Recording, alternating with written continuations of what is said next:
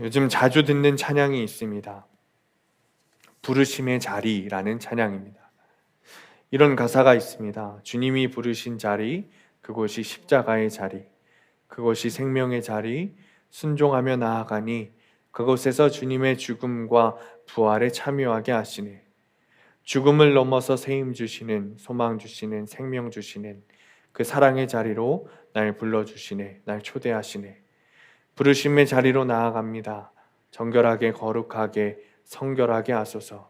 생명 주시는 그 사랑에 힘입어 주님께 나아갑니다. 부르신 소명 감당하게 하여 주옵소서. 이 찬양은 인도네시아에서 선교사로 사역하시는 김영인 선교사님이 작사 작곡하신 찬양입니다. 이 찬양을 찾아서 들어보시면 전문적으로 작곡된 찬양이 아니라는 것을 알 수 있습니다. 그러나 저에게는 아주 감동이 되는 찬양입니다. 이유는 이 김영인 선교사님의 상황을 잘 알고 있기 때문인 것 같습니다. 김영인 선교사님의 남편 선교사님이신 김찬 선교사님의 설교를 들은 적이 있습니다. 코로나로 인해서 한국에 나와 있는 동안 건강검진을 받으셨는데 이 김영인 선교사님이 암 말기 진단을 받으신 겁니다. 그리고 암 중에서도 치료하기 어려운, 현재로서는 백신도 없고 치료제도 없는 암이라는 것입니다. 그런데 더 안타까운 것은 코로나로 인해서 이 김찬 선교사님이 아내이신 김영인 선교사님이 치료받으시는 곳에 면회를 갈 수가 없다는 겁니다. 그러던 중에 김영인 선교사님께 이렇게 문자가 왔다는 겁니다. 이번 고비가 너무 힘들어서 주님께 이제 그만 데려가 달라, 이 고통에서 벗어나게 해달라 라고 문자가 왔다는 겁니다. 목사님께서는 그 문자를 보시고 어떻게 말을 해야 할지 모르셨다고 합니다. 그리고 두 아이를 두고 어떻게 이런 생각을 할 수 있는가 원망까지 드셨다고 합니다. 그래서 답장을 하지 못하고 기도를 하고 계신데 주님께서 김찬 목사님께 내가 너희를 지키리라 라는 응답을 주셨다는 거예요. 그리고는 다시 아내 김영인 선교사님에게 문자가 왔는데 이런 문자가 왔다는 겁니다. 나에게 천사를 보내주신 것 같아요. 간호사님이 제가 선교사인 것을 알고 찾아와서는 그동안 암투병한 그리스도인에 대한 이야기를 해주었어요. 그리고 기도해 주시고 가셨어요. 그리고 생명의 주관자이신 주님께 이제 그만 데리고 가달라고 했던 저에 대해서 회개하게 되었어요. 저는 이 설교를 들으면서 도저히 두 선교사님의 마음을 헤아릴 수가 없었습니다. 우리도 동일하게 예수 그리스도를 통해 죽음의 두려움이 사라질 수 있을까요? 요즘 강단 기도를 하면서 여러분들의 기도 제목을 보고 기도할 때마다 여러분들의 상황이 지금 어떤 상황일까라는 생각이 들면서 여러분들의 마음도 품어지고 동시에 주님의 마음도 품어지게 됩니다. 참 어려운 가운데 신앙생활을 하고 계시구나. 평안하게 보이는 분들도 다들 어려움이 있고 고통스러움이 있으시구나 라는 것이 가슴으로 와닿는 시간들입니다. 그리스도인이라고 해서 고난이 없는 것이 아닙니다. 성도들에게도 때로는 고난의 시간이 닥쳐옵니다. 어둠은 빛을 이길 수 없습니다 라고 고백하고 우리가 선포하지만 언제나 빛날 것만 같은 소망이 한순간에 어두워지는 순간들이 우리에게 찾아오고는 합니다. 그 상황들은 모두 동일하지 않고 각자마다 이유와 때가 다르고 그리고 방해하고 어려움을 주는 사람들이 다 다릅니다. 그리스도인은 분명히 새 언약을 받았습니다. 그리고 말씀으로 살아가기 위해서 부단히 노력합니다. 새벽 예배를 나오기도 하고 큐티를 하기도 하고 1시간 기도를 하기도 하고 예수 동행 일기를 쓰기도 합니다. 그리고 말씀으로 살아갈 때 주님이 함께 하시리라는 확신 가운데 살아갑니다. 그러나 우리에게는 여전히 고난과 어려움이 찾아옵니다. 왜 이런 일이 벌어지는 걸까요? 본문 5절 말씀입니다. 하나님이 우리가 말하는 바 장차 올 세상을 천사들에게 복종하게 하심이 아니니라. 우리가 주목할 것은 이 장차 올 세상이라는 단어입니다. 장차 올 세상이라는 단어를 헬라어로 텐 오이쿠메넨 텐 멜루산이라고 합니다. 이것은 히브리어 올람하바라는 것의 헬라어 번역입니다. 그리고 이 뜻을 원래 의미대로 해석하자면 하나님의 다스림이 이루어지는 세상입니다. 즉, 우리는 장차 올 하나님의 다스림이 이루어지는 세상을 기다리면서 여전히 아직 오지 않은 현재 지금의 세상을 살고 있기 때문에 계속해서 우리에게 고난과 어려움이 찾아오고 있다는 것이죠. 사탄도 참 사탄인 것이 자신이 멸망이 예정되어 있음을 알면서도 그것에 굴하지 않고 자신과 멸망할 자들을 찾아다닌다는 것입니다. 그렇다면 우리는 이 시대를 어떻게 살아가야 할까요? 어떻게 살아야 우리에게 고난과 어려움이 닥쳤을 때 승리할 수 있을까요?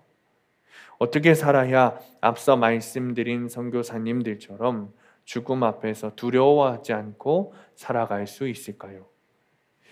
오늘 히브리서의 말씀 속에서 성도들의 상황은 죽음에 내몰린 상황이었습니다. 당시 로마의 교인들은 정치적인 핍박과 유대교의 종교적인 핍박 아래 수많은 고난 아래 있었고 죽음에 내몰린 상황이었습니다. 그 상황 가운데 놓여 있던 교인들에게 히브리서 저자가 말하고 있는 것입니다. 18절 말씀입니다. 그가 시험을 받아 고난을 당하셨은즉 시험 받는 자들을 능히 도우실 수 있느니라. 우리는 주님을 믿기만 하면 된다는 말씀입니다. 예수님께서 시험을 받아 고난을 당하신 것으로 죽음 앞에 선 성도들을 능히 도우실 수 있다는 주님의 말씀입니다. 14절 15절에 이렇게 기록합니다. 자녀들은 혈과 육에 속하였음에 그도 또한 같은 모양으로 혈과 육을 함께 지니심은 죽음을 통하여 죽음의 세력을 잡은 자 곧 마귀를 멸하시며 또 죽기를 무서워함으로 한평생 매여 종노릇 하는 모든 자들을 놓아주려 하심이니. 예수님께서는 죽음 앞에서 죽음 앞에 있는 성도들을 능히 도우실 수 있는데 그 죽음의 공포 앞에서 우리를 해방시켜 주신다는 겁니다. 즉 죽음의 공포는 앞서 말씀드렸듯이 장차 올 하나님의 다스림이 이루어지는 세상, 그 나라를 기다리고 있는 현재의 세상을 살고 있는 우리가 이 세상에 살고 있기 때문이고, 그리고 지금 이 세상이라는 것이 14절에서 보듯이 죽음의 세력을 잡은 자, 그들이 통치하고 있기 때문이라는 거죠. 그리고 주님께서는 죽음의 세력이 지배하고 두려움이 우리를 감싸고 고난 가운데 살아가는 이 세상 속에 우리를 하나님께서 다스리시는 나라로 데리고 가시려고, 구원하시려고 이 땅에 예수 그리스도를 보내셨다는 사실입니다. 주님께서는, 예수 그리스도께서는 이 땅에 오셔서 우리를 위해 하신 일이 있습니다. 그저 말로만 하신 것이 아닙니다. 9절 말씀입니다. 오직 우리가 천사들보다 잠시 동안 못하게 하심을 입은 자, 곧 죽음의 고난 받으심으로 말미암아 영광과 존귀로 관을 쓰신 예수를 보니 이를 행하심은 하나님의 은혜로 말미암아 모든 사람을 위하여 죽음을 맛보려 하심이라. 엄청난 일입니다. 주님께서는 우리를 말로만 사랑하시는 것이 아닙니다. 스스로 천사들보다 낮아지셔서 사람으로 오셨습니다. 사람으로 오신 이유가 있습니다. 주님께서 사랑하시는 우리가 사람이기 때문입니다. 그리고 죽음의 고난을 스스로 받으셨다고 합니다. 9절 하반부에 보면 이렇게 말합니다. 하나님의 은혜로 말미암아 모든 사람을 위하여. 예수 그리스도께서는 우리를 위하여 죽음을 맛보시기 위해 이 땅에 사람의 몸으로 오신 겁니다. 17절 말씀을 제가 새번역 성경으로 읽어보겠습니다. 그러므로 그가 범사의 형제들과 같이 되심이 마땅하도다. 이는 하나님의 일에 자비하고 신실한 대제사장이 되어 백성의 죄를 속량하려 하심이라. 예수님께서는 우리를 위하여, 우리를 위해서, 우리가 죽음의 공포 속에 사로잡혀 살고 있고 우리가 고난 가운데 있으니 주님도 고난을 당하신 것입니다. 사랑하는 성도님들, 생각해 보시기 바랍니다. 주님께서 우리를 위해 이렇게까지 하신 이유가 있습니다. 만약 주님께서 사람이 되시지 않고 십자가에서 고난을 당하시지 않았다면 우리가 주님의 사랑 고백에 응답할 수 있었을까요? 아마도 그럴 수 없었을 겁니다. 여러분, 우리도 그렇습니다. 연인들 사이에 사랑을 표현할 때 어떻습니까? 말로만 표현하는 것이 정말 사랑이라고 우리가 느껴집니까? 자녀가 부모의 사랑을 아는 것은 부모가 자식을 위해 희생하는 모습을 알게 될 때 부모가 나를 사랑하는 것을 알게 되는 겁니다. 그것이 자녀입니다. 자녀들은 평생 동안 그것을 알 수 없기 때문에 부모들이 자녀들에게 너도 엄마 아빠가 되면 알 거야, 애를 낳아보면 알게 될 거야 라고 부모들이 말씀하시는 것 아닙니까? 주님께서는 이 사실을 아셨을 겁니다. 우리를 온 맘 다해 사랑하시고 온 맘 다해 구원하기 원하셨기 때문에 하늘 위에서 하나님의 보좌 우편에서 그저 말로만 사랑한다 라고 말씀하시는 것이 아니라 직접 이 땅에 내려오셔서 우리를 위하여 십자가 고난을 당하신 것입니다. 그제서야 우리가 주님의 사랑을 알게 될 것을 주님께서는 이미 알고 계셨기 때문입니다. 이제 우리는 그 사실을 믿기만 하면 됩니다. 그리고 그 사실을 믿으면 구원을 받게 됩니다. 그 사실을 믿기만 하면 지금 세상에 사는 것이 아니라 하나님의 다스림이 이루어지는 그 나라에서 우리가 살게 되는 것입니다. 그 사실을 믿기만 하면 우리는 죽음의 두려움도 사라지게 됩니다. 그런데 문제는 여전히 우리가 두려워한다는 겁니다. 그러나 예수님께서는 우리를 죽음의 공포에서도 구원하셨습니다. 두려움에서도 구원하신 것입니다. 15절을 제가 새번역 성경으로 읽겠습니다. 또 일생 동안 죽음의 공포 때문에 종노릇하는 사람들을 해방시키시기 위함이었습니다. 사랑하는 성도님들, 그리스도인은 죽음도 이길 수 있습니다. 특별한 사람만 가능한 게 아닙니다. 특별한 경험을 해야만 가능한 게 아닙니다. 어떤 체험, 황홀경을 통해서 가능한 것이 아닙니다. 주님을 믿음으로 가능한 것입니다. 우리의 힘으로 가능한 것도 아닙니다. 우리의 힘으로는 두려움을 이길 수 없습니다. 오직 예수님께서 이기게 하시는 겁니다. 그러므로 우리가 해야 하는 일은 예수님을 믿고 언제나 주님을 바라보는 것입니다. 어느 목사님이 교회에 어려운 일이 생겼을 때 기도회에 참석하셨는데 메시지가 24시간 주님을 바라보라 라는 것이었답니다. 목사님은 그 메시지가 귀에 들어오지 않으셨습니다. 지금 내 교회 사정이 24시간 주님을 바라보고 있을 한가한 때가 아니라는 생각이 들고 기도도 못하고 가만히 앉아 있는데 하나님께서 한 장면을 떠올려 주셨다는 겁니다. 그것은 초등학교에 들어가기도 전인 어린 딸을 시장에서 잃어버린 때의 일입니다. 잃어버린 딸을 찾느라 얼마나 가슴이 탔는지 몰랐답니다.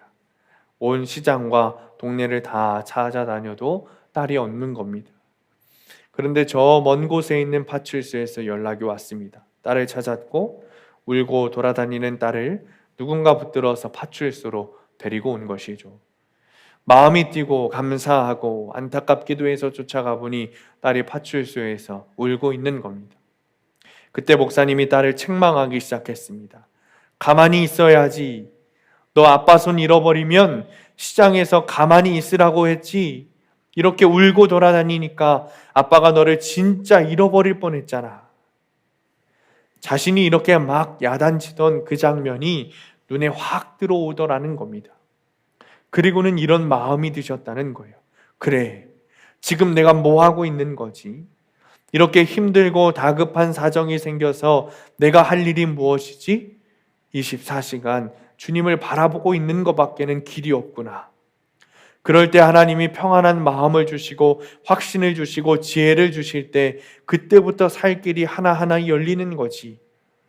이 사람 만나고 저 사람 만나고 저기 도움 구하러 다니고 이렇게 하다가는 진짜 내가 예수님 못 만나고 죽게 되겠구나 라는 마음이었다는 거예요.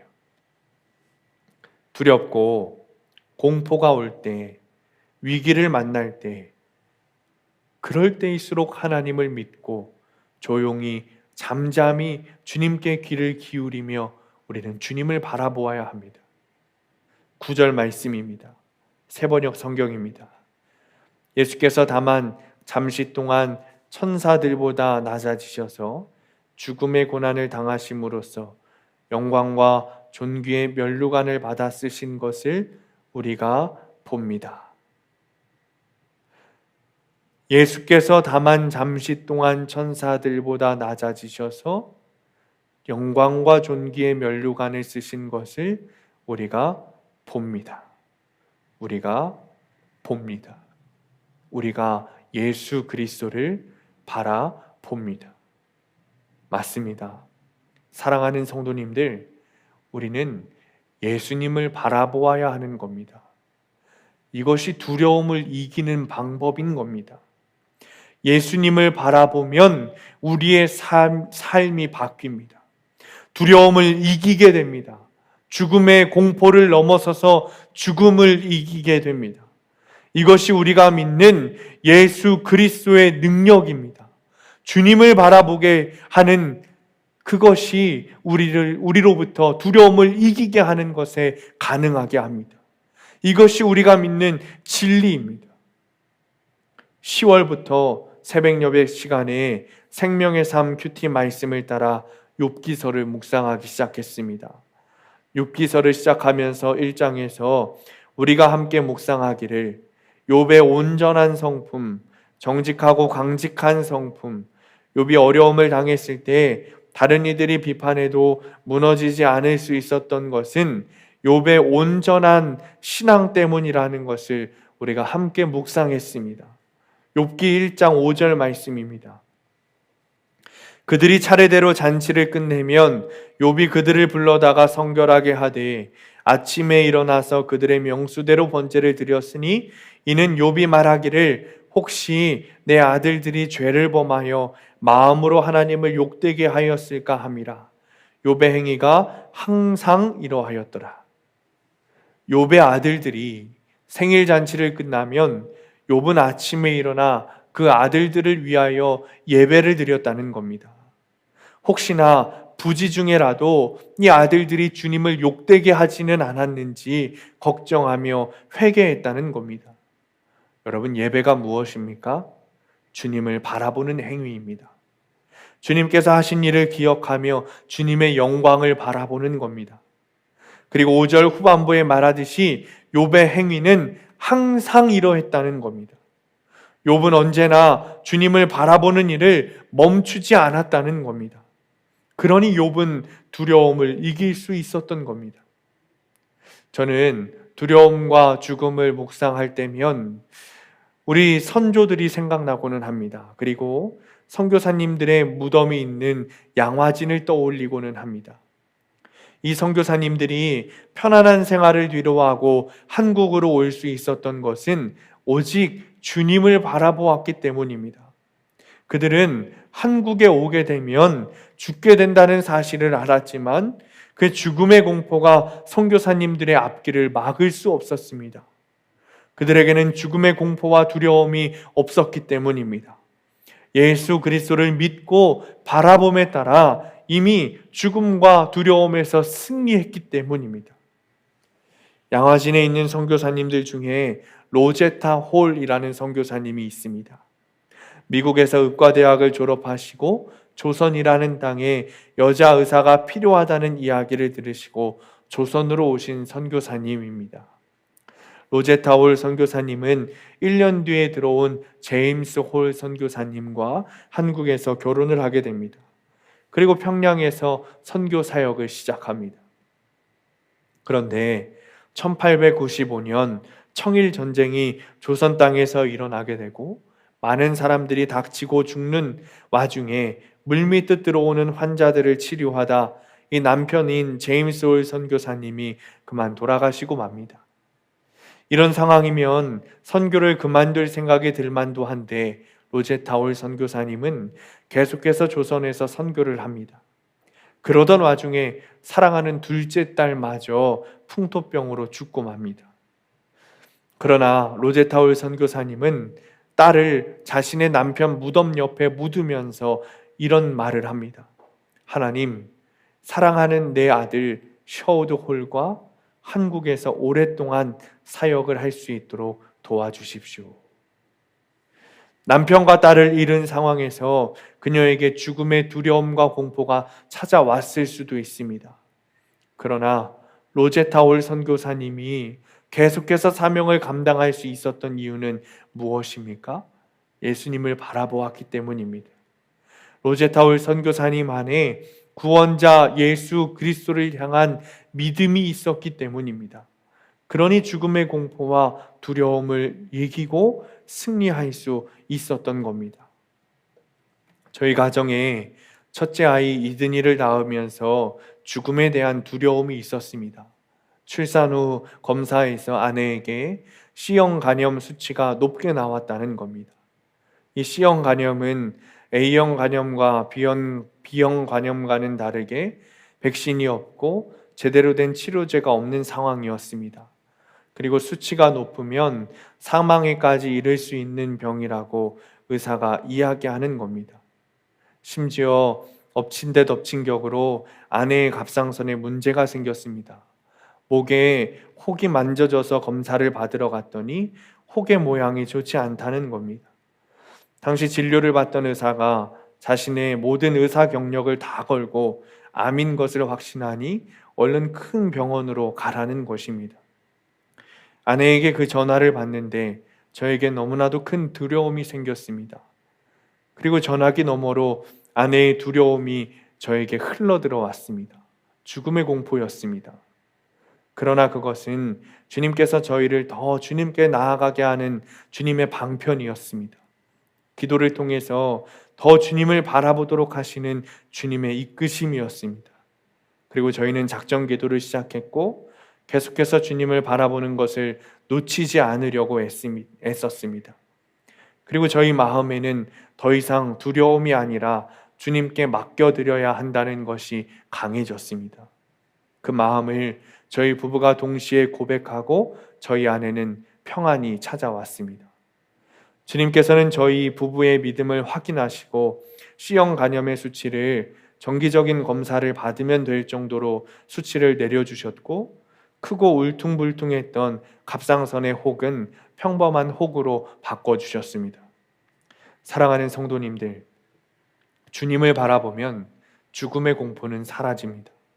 두려움이 사라집니다. 과거에 왕이 있을 때 백성들은 오직 왕만을 바라보았습니다.